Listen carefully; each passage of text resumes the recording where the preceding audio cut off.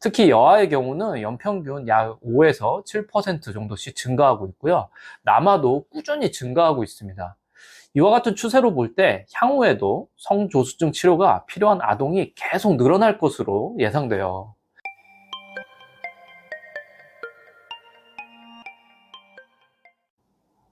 안녕하세요. 두근두근 한의원 황상철 원장입니다. 성조수증은 여아에서 8세 미만, 남아에서 9세 미만의 2차 성징이 나타나는 질환입니다. 최근 들어 성조수증 환자가 증가하고 있는 추세죠. 국내 연구를 보면은 2009년부터 2018년까지 약 10년간 2배가량 증가한 것으로 나타나고요.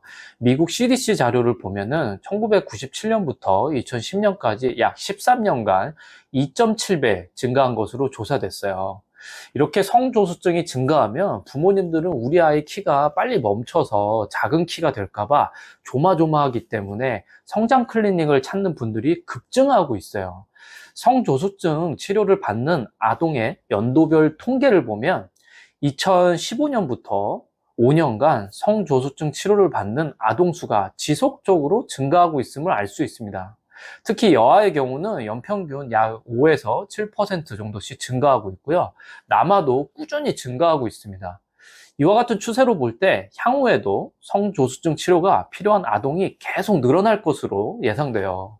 그런데 여러분, 카페인이 성조수증을 유발할 수 있다는 사실 알고 계셨나요? 그리고 살 안 찌려고 마시는 콜라에도 카페인이 들어있다는 사실 아시나요? 이 표를 보듯이 콜라와 콜라의 카페인 함량을 볼 수 있는데, 이렇게 콜라가 일반 콜라보다 칼로리는 낮지만 카페인이 동일하게 들어있고, 제로는 오히려 카페인이 높죠. 그럼 어린이들이 먹는 초콜릿이나 쿠키는 어떨까요? 어린이용 초콜릿에 포함된 카페인의 함량에 대해서 알아볼게요. 어린이용 초콜릿의 경우 일반 초콜릿에 비해 카페인 함량이 낮습니다. 대표적인 예는 다음과 같은데요. 약 5mg, 버즈 주니어 약 6mg. 성인용 초콜릿의 경우 보통 약 28g 기준으로 카페인 함량이 5에서 35mg 정도인 것에 비해 어린이용은 이보다 낮은 수준이죠. 그런데 문제는 아이들이 한 번 먹을 때 한 개만 먹진 않죠. 이외에도 초콜릿 우유, 시리얼, 에너지바 등에도 카페인이 들어있어서 어린이의 경우 하루 최대 권장량인 45에서 85mg 이내로 섭취하는 것이 좋습니다. 그럼 카페인이 성조수증을 왜 유발할까요? 카페인은 성호르몬 분비를 자극해서 성조수증을 유발할 수 있습니다. 그리고 카페인은 성장 호르몬 분비를 증가시켜 성장을 촉진할 수도 있죠.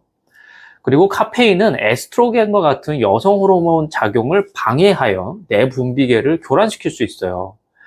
마지막으로 카페인은 수면 장애를 일으켜 성장 호르몬 분비에 영향을 줄 수 있습니다.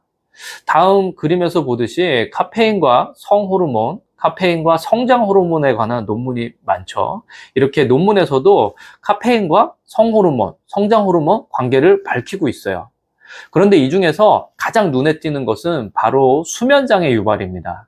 동물 실험이나 실제 역학조사에서 호르몬 분비 영향에 대해서 밝히고 있지만 직접적으로 우리가 느끼고 아는 것이 바로 커피 많이 마시면 잠이 안 온다는 거죠. 그리고 아이들이 늦게 자고 푹 자지 못하면 성장에 영향을 받는다는 것은 이미 많이 알려진 사실입니다.